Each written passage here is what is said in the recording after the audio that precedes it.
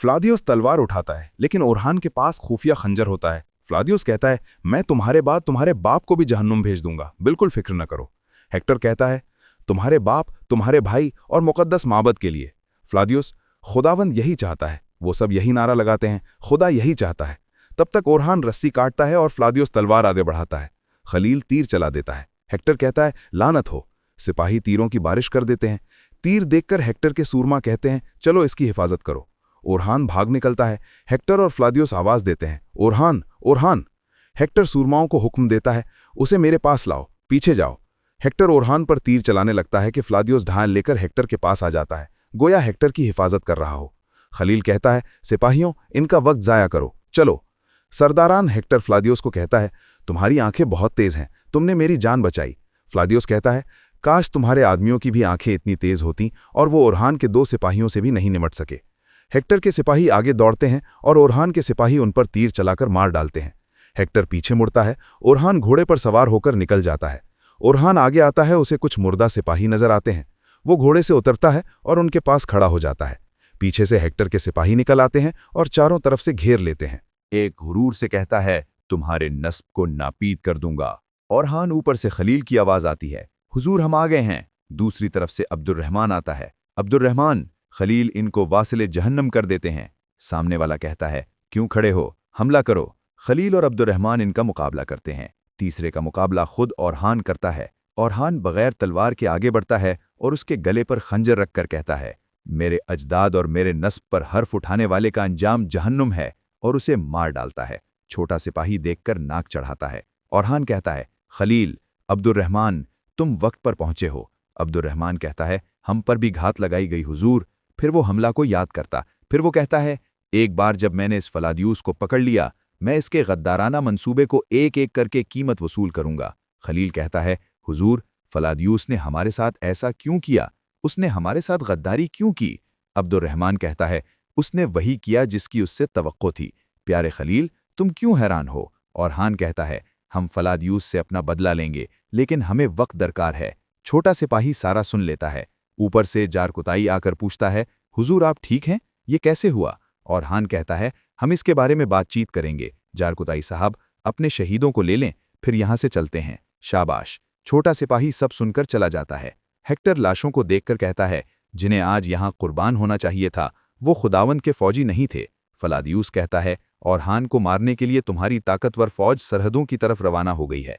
अगर कहते हो कि ये काफ़ी नहीं है, मुझे जगह और वक्त बता दो। काफ़ी है। मैं बाज़ंतीन से जितने सिपाही ले सकता हूं लेकर तुम्हारी खिदमत में हाजिर कर दूंगा। हेक्टर कहता है, तुम सिर्फ उस वजीफे के बारे में सोचोगे जो मैं तुम्हें दूंगा। फलादियूस कहता है, वो क्या है? हेक्टर कहता है, तुम मुकद्दस माबद के लिए एक जान लोगे। फलादियूस कहता है, किसकी? हेक्टर कहता है, शहनशाह की। इसके शकूक को हवा दिए बगैर इसके करीब जाने वाले वाहिद शख्स तुम हो। वो मरेगा ताकि कुस्तुनतुनिया का तख्त हमारे वफादार यानी पालीगोस के लिए रह जाए। फलादियूस कहता है, अगर मैं ऐसा कुछ करता हूं तो इस किले से जिंदा नहीं निकल सकूंगा। हेक्टर कहता है, तुम उसे जहर दोगे, इस तरह कोई भी तुम पर शक नहीं करेगा, यहां तक कि तुम ऐलान करोगे कि इसे ओरहान ने जहर दिया है। इस तरह शहनशाह के फौजी हमारे साथ शामिल हो सकते हैं। फलादियूस कहता है, ठीक है। हेक्टर कहता है, और मैं इस दौरान इसकी बेटी, जिसे सलानिया रवाना किया गया है, शहजादी स्पोर्चा को कैद करूंगा। फलादियूस कहता है, बात के मरने के बाद हमारे लिए बेटी किस काम की होगी?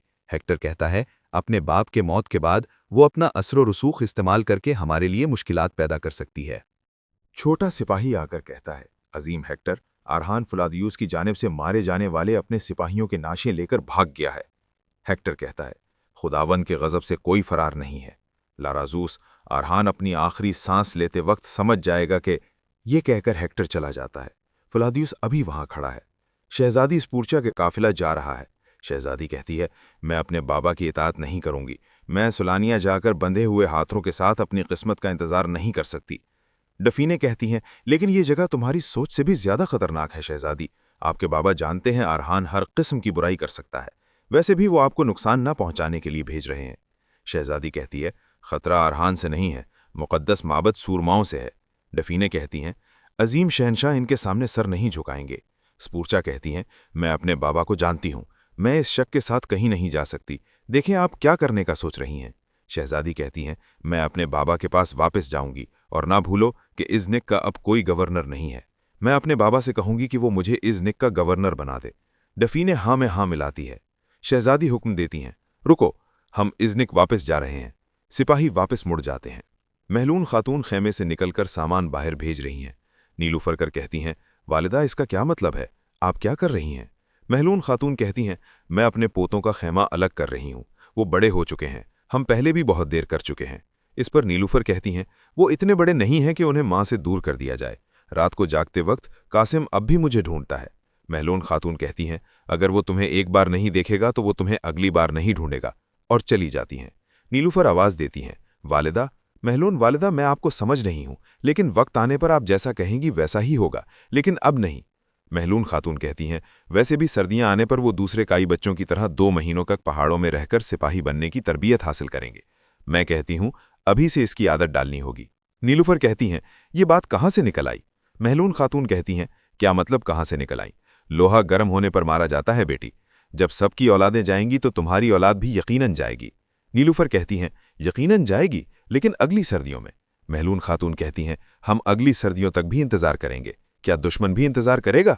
नीलूफर गुंजा कहती हैं, देखें वालिदा, जाने वाले बच्चों में सबसे छोटा बच्चा भी सुलेमान से बड़ा है, ऐसा मत करें।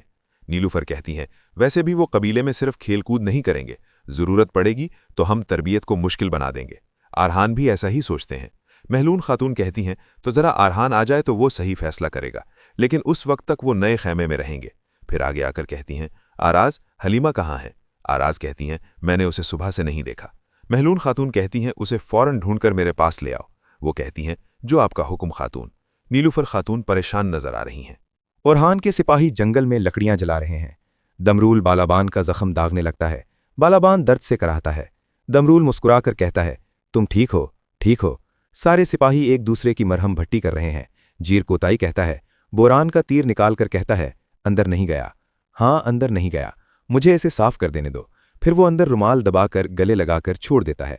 दमरूल कहता है कि आपको लगता है कि हेक्टर नामी बदमाश ने चारा निगल लिया होगा।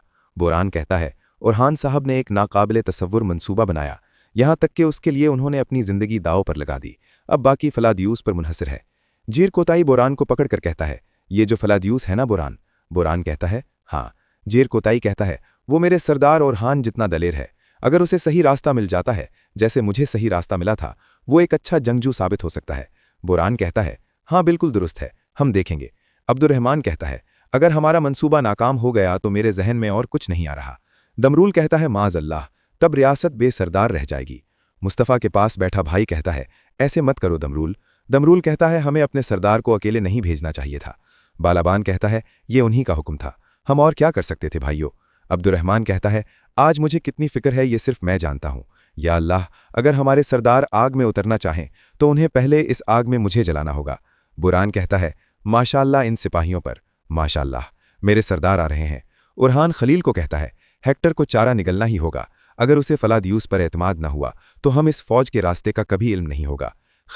खलील कहता है, तब बरसों का मुहासरा ज़ाया हो जाएगा मेरे सरदार, और हमारी सारी मेहनत भी, अल्लाह न करे।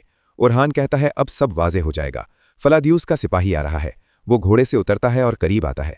बोरान और जेर कोताई भी आ जाते हैं। वो ओरहान की तलवार पकड़ाता है और कहता है, हेक्टर ने कमांडर फलादियूस पर शक नहीं किया। ओरहान कहता है, सरहदों पर जिस फौज का इंतजार था उसका क्या? फलादियूस ने रास्ता मालूम कर लिया। सिपाही बताता है, हेक्टर ने अभी तक उसे नहीं बताया। उसने फलादियूस को शहनशाह को जहर देने का बिलहुक्म दिया है, और वो खुद शहजादी सपोर्चर को गिरफ्तार करेगा जो सहलानिया जा रही है। वो बताकर चला जाता है। बुरान कहता है, अगर उसका इरादा शहनशाह को कत्ल करने का है तो उसने गार में ये काम मुकम्मल क्यों नहीं किया? ओरहान कहता है, वो शहनशाह को मारना नहीं चाहता, बल्कि फलादियूस की वफादारी देखना चाहता है। वो शहजादी को कैद करना चाहता है ताकि शहनशाह को मुकम्मल तौर पर घुटने टेकने पर मजबूर कर दे।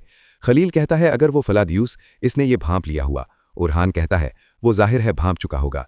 ये महज उस वक्त की बात है जब वो हेक्टर से फौज का रास्ता मालूम करके मुझे खबर देगा।